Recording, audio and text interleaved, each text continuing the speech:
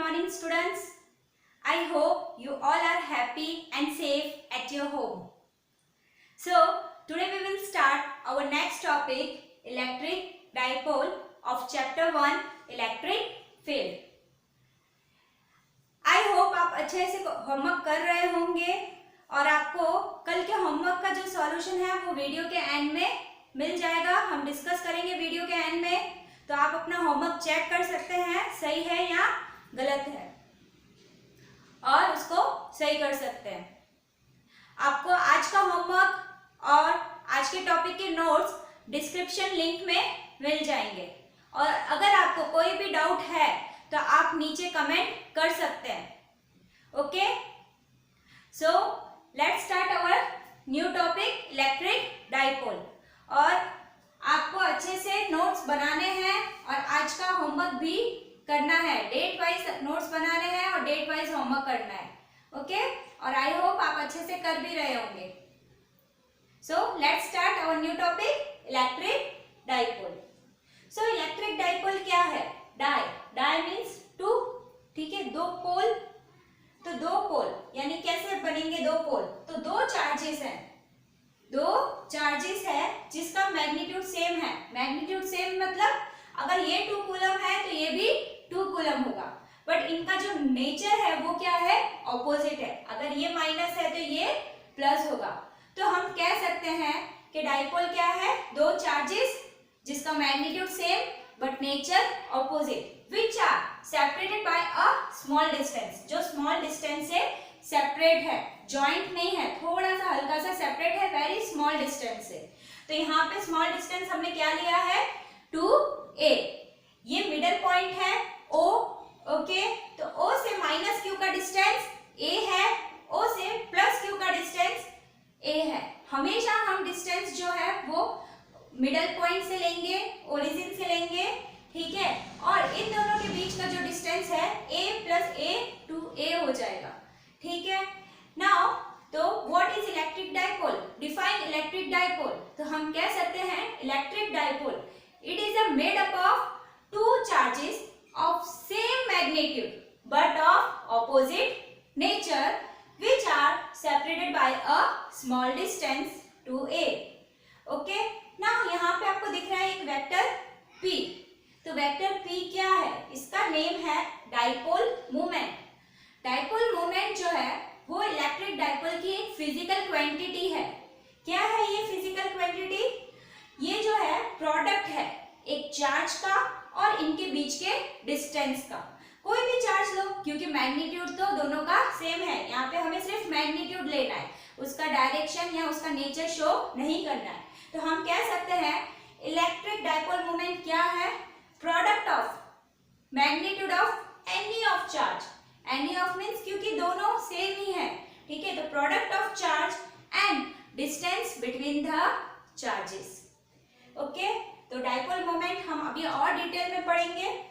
Now इस dipole moment का ये वेक्टर क्वांटिटी है. आपको दिख रहा है यहाँ पे मैंने एरो लगाए हैं, वेक्टर्स लगाए हैं, तो आपको समझ में आ गया होगा कि डाइपोल मोमेंट जो है वो एक वेक्टर क्वांटिटी है. इसका डायरेक्शन भी होना जरूरी है. तो डायरेक्शन क्या होगा इसका डाइपोल मोमेंट का?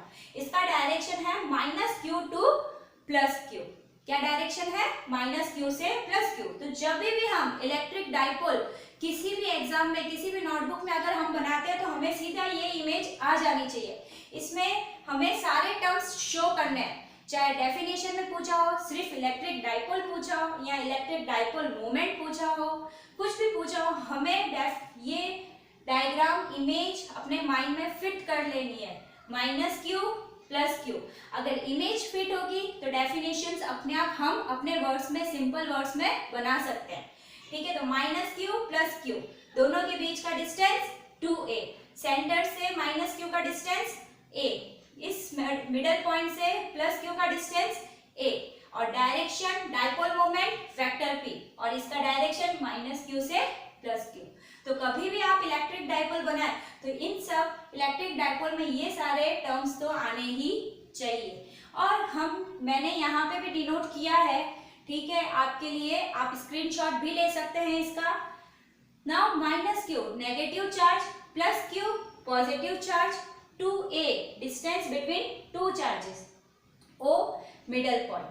वेक्टर P डाइपोल मोमेंट, ठीक है, उसका इक्वेशन और इसका डायरेक्शन, क्योंकि ये एक वेक्टर क्वांटिटी है माइनस क्यू से plus Q.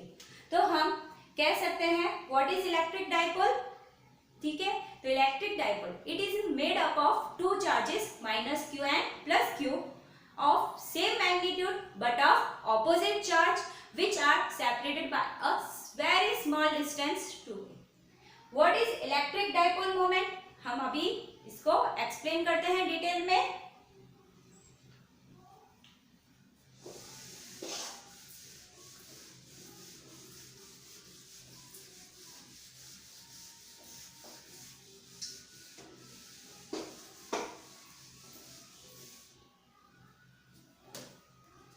Electric dipole moment, तो इलेक्ट्रिक डाइपोल मोमेंट का सिंबल क्या है, वेक्टर P, ओके। और वेक्टर P इसकी इक्वेशन क्या होगी, Q इंटू 2 वेक्टर A। क्या लिखेंगे वर्ड्स में, it is product of charge, magnitude of charge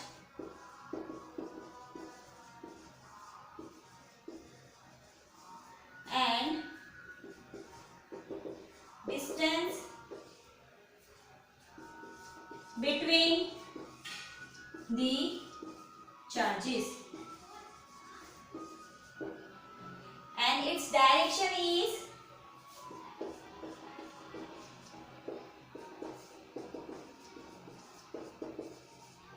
minus q to plus q, okay. तो डाइपोल मोमेंट, अब इसका एक यूनिट भी होगा क्योंकि ये फिजिकल क्वांटिटी है, तो यूनिट बनाओ, कैसे बनेगा, Q का यूनिट क्या है चार्ज का, कूलम, तो कूलम 2A क्या है ये डिस्टेंस, तो डिस्टेंस का यूनिट क्या होता है मीटर, तो मीटर कूलम मीटर। नाउ अब यूनिट बन गया तो अब डायमेंशनल फार्मूला भी बन जाएगा, ठीक है। तो डायमेंशनल फार्मूला MLTA, पहले हमने ये लिख लिया। अब कूलम, कूलम क्या होता है चार्ज, चार्ज क्या होता है I T, तो I का एम्पियर, T का सेकेंड, ठीक है। तो कूलम क्या हो गया एम्पियर इंटू सेकेंड, तो एम्पियर के लिए 1 और सेकेंड के लिए 1। अब क्या है डिस्टेंस, डिस्टेंस का ये होता है मीटर, तो लेंथ के लिए 1, ठीक है। कूलम का कोई इसमें डायमेंशनल फॉर्मूला में कोई टर्म नहीं होता है, क्या होता है मास के लिए लेंथ टाइम एम्पियर, तो इसलिए हमने कूलम को इस फॉर्म में चेंज किया एम्पियर इंटू सेकेंड, क्योंकि एम्पियर है सेकेंड है, कूलम कोई अलग से डायमेंशनल फॉर्मूला नहीं होगा। इससे कोई भी फिजिकल क्वांटिटी का डायमेंशनल फॉर्मूला इन 4 टर्म्स से बन जाते हैं, okay. So I think so आपको अच्छे से समझ में आया होगा इलेक्ट्रिक डाइपोल। इलेक्ट्रिक डाइपोल तो एक दो चार्ज है, ठीक है, दो चार्ज से बना हुआ है माइनस क्यू और प्लस क्यू जो separated by a small distance, ठीक है। तो वो एक कंस्ट्रक्शन है और इलेक्ट्रिक डाइपोल मोमेंट वो उसकी एक क्वांटिटी है, फिजिकल क्वांटिटी, कि भाई उसका वेक्टर P, उसको किससे डिनोट करते हैं vector P, product of charge and distance between both charges, ठीक है। और उसका यूनिट, उसका डायमेंशनल फॉर्मूला, उसका डायरेक्शन। अब हम नेक्स्ट टॉपिक में देखते हैं। नाउ अब हम सॉल्व करते हैं कल के होमवर्क के क्वेश्चंस, ओके। तो कल हमारा जो फर्स्ट क्वेश्चन था वो क्या था, 2 equal charges are placed at a distance of 3 metre. 2 equal charges हैं, उनको रखा गया है 3 मीटर की डिस्टेंस पे। A repulsive force of 1.6 Newton acts on it. अब दोनों इक्वल चार्जेस है, लाइक चार्जेस है, तो कौन सा फोर्स लगेगा रिपल्सिव फोर्स, तो कितना है रिपल्सिव फोर्स का magnitude F equal to 1.6 newton, okay. Now the value of each charge will be, तो दोनों में से कोई भी चार्ज की वैल्यू हमें फाइंड करनी है, ओके। अब कोई भी चार्ज की वैल्यू फाइंड करनी है, दोनों चार्ज इक्वल ही है, ठीक है। तो अपन को कूलम फोर्स का इक्वेशन पता है, K Q1 Q2 upon R square, okay, तो इस इक्वेशन में हम वैल्यू पुटअप करेंगे k as it is. Q1 Q2 क्या है हमारे पास Q, तो Q square Q Q Q square R square. ठीक है, अब वैल्यू पुटअप करो। F की वैल्यू 1.6 न्यूटन, K की वैल्यू इलेक्ट्रोस्टैटिक कांस्टेंट है, इसकी वैल्यू हमें याद रखनी है 9 × 10 टू द पावर 9, Q का स्क्वायर जो फाइंड करना है और R स्क्वायर दैट इज 3 का स्क्वायर 9, 9 से 9 कट हो गया तो Q स्क्वायर क्या रहा 1.6 और 10 टू द पावर 9 जाएगा डिवाइड में, तो हम लिख सकते हैं 1.6 इंटू 10 टू द पावर -9। अब 1.6 है तो अगर हम इसको पॉइंट हटाते हैं तो यहाँ पे लगता है 10। अब ये जो 10 ऊपर कुछ नहीं मतलब 1, तो ऊपर जाएगा तो क्या हो जाएगा -1, तो -9 -1 -10। ओके, तो 16 इंटू 10 टू द पावर -10 तो Q स्क्वायर है, तो Q स्क्वायर का अब हम रूट निकालेंगे, तो 16 इंटू 10 टू द पावर -9 का रूट, तो इसका तो हो गया रूट और पावर को हम करते हैं -10 करते हैं डिवाइडेड बाय 2। रूट निकालना है तो हम पावर के डिवाइडेड बाय 2 करते हैं, तो कैसे होगा 16 का रूट 4 और इधर हो जाएगा -5। ओके, तो हमारा आंसर क्या रहेगा,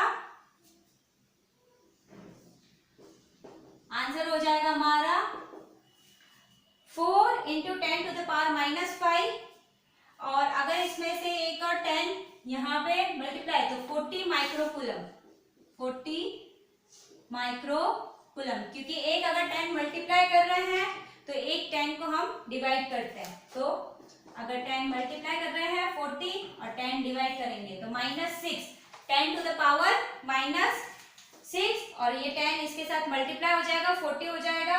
ठीक है, तो हम बोल सकते हैं 40 माइक्रोकूलम। ठीक है,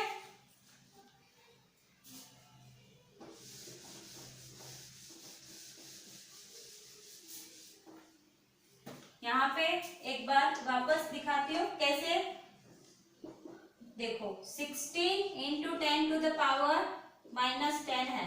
ओके, अब Q स्क्वायर तो 16 का root 4, okay, 10 to the power -10, तो इस चीज का जो पावर होती है इसका रूट कैसे निकालते हैं, इसको डिवाइडेड बाय 2 करते हैं। ठीक है, 1/2 होता है रूट। ठीक है, तो डिवाइड बाय 2 करेंगे तो -10 को डिवाइडेड बाय 2 करेंगे तो क्या आएगा 10 टू द पावर -5। अब हमें पता है कि कूलम को जो स्मॉलर यूनिट्स है कूलम के वो माइक्रोकूलम, मिलीकूलम, नैनोकूलम ऐसे होते हैं, तो हम इसको जैसे अगर ऑप्शंस में दिया है माइक्रोकूलम तो हम इसको ऐसे, तो हमारा ये आंसर आ चुका है यहाँ तक। ठीक है, बट हम अगर इसको स्मॉलर यूनिट्स में दिखाना चाहते हैं माइक्रोकूलम में तो हम कर सकते हैं इसमें थोड़ा चेंजेस, मल्टीप्लाई 10,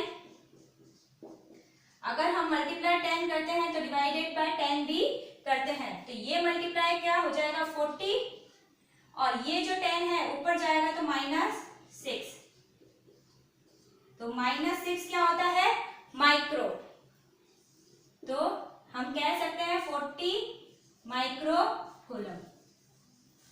ओके, और मिली को क्या, मिली क्या होता है 10 टू द पावर -3, नैनो क्या होता है 10 टू द पावर -9, ये मिली को स्मॉल m से डिनोट करते हैं और नैनो को हम स्मॉल n से। ठीक है, मिली नैनो। ठीक है, तो 10 टू द पावर -3 और 10 टू द पावर -9, तो ये समथिंग ये हमारा आंसर आ गया।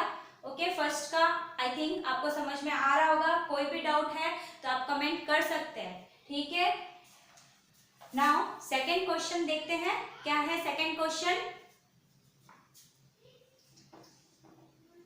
सेकंड क्वेश्चन में है to charge an object, object को चार्ज करना है विद अ पॉजिटिव चार्ज करना है of 5 into 10 to the power minus 19 coulomb. तो क्या करना है हमें? To charge an object with positive charge of 5 into 10 to the power minus 19 coulomb. ठीक है, तो हमें किसी ऑब्जेक्ट को चार्ज करना है। क्या चार्ज करना है? पॉजिटिव चार्ज करना है। कितने उससे करना है? 5 into 10 to the power minus 19 coulomb charge करना है। कितना चार्ज करना है? 5 into 10 to the power minus 19 coulomb. तो सबसे पहले तो ये बात देख लेंगे हम कि पॉजिटिव चार्ज करना है। अगर किसी भी ऑब्जेक्ट को पॉजिटिव चार्ज करना है तो हम इलेक्ट्रॉन्स क्या करेंगे? उसमें से बाहर निकालेंगे, इलेक्ट्रॉन्स विड्रॉ करेंगे। अगर इलेक्ट्रॉन्स बाहर निकलते हैं, ठीक है, तो वो ऑब्जेक्ट पॉजिटिव चार्ज होगा। ठीक है, तो इन्होंने पूछा है क्वेश्चन में the number of electrons withdraw from it will be. तो इलेक्ट्रॉन्स कितने निकालोगे आप? कितने इलेक्ट्रॉन्स आप विड्रॉ करोगे? ठीक है, तो इलेक्ट्रॉन्स, नंबर ऑफ इलेक्ट्रॉन्स पूछा है, नंबर ऑफ इलेक्ट्रॉन्स कितने विड्रॉ करोगे?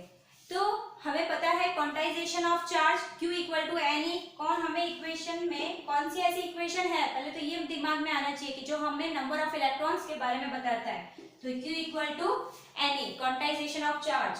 ठीक है, तो Q की वैल्यू गिवन है, N फाइंड करना है, E की वैल्यू हम जानते हैं। तो E की वैल्यू कितनी होती है? E क्या है? इलेक्ट्रॉन।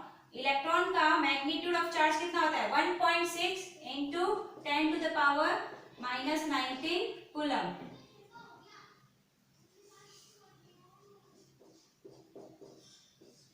कितना होता है? E की value 1.6 into 10 to the power minus 19 coulomb. Q की वैल्यू गिवन है 5 into 10 to the power minus 19। N find करना है 1.6 into 10 to the power minus 19 coulomb. धीरे धीरे आपको सारी वैल्यूज याद होती जाएगी, ठीक है, जैसे आप प्रैक्टिस करेंगे। नाउ N फाइंड करना है, ये 10 to the power minus 19, 10 to the power minus 19 cancel out हो गए, तो N क्या हुआ? 5 डिवाइडेड बाय 1.6। तो इसको आप सॉल्व करेंगे तो ये 5, 1.6 का पॉइंट हटाया, 10 आया, इसको कैंसल आउट करते हैं। 2 8 जा 2 5 जा 25 बाय 8, तो 8 3 जा 24 पॉइंट समथिंग, तो अप्रॉक्स आता है समथिंग। ठीक है, तो हम लोग इसको अप्रॉक्स वैल्यू लेंगे क्योंकि n जो है वो इंटीग्रल फॉर्म में होती है, तो अप्रॉक्स वैल्यू हम लेते हैं 3। तो आंसर हमारा आ जाएगा n इक्वल टू 3। ये हमेशा इंटीग्रल फॉर्म में होता है, ये पॉइंट्स में नहीं होता है n की वैल्यू। ठीक है, बट इसमें न्यूमेरिकल में अगर पॉइंट में आ रही है 3 पॉइंट समथिंग और हमें ऑप्शन में 3 दिया हुआ है, ठीक है, आप एक्सरसाइज में सेकंड न्यूमेरिकल क्वेश्चन है हमारा ये ऑब्जेक्टिव में, ठीक है, तो 3 ऑप्शन में गिवन है हमें, तो हमारा आंसर 3 होगा। ओके, सो आज का हमारा होमवर्क का सॉल्यूशन है, आप स्क्रीनशॉट भी ले सकते हैं और अपना सॉल्यूशन चेक कर सकते हैं। ठीक है, सो थैंक यू।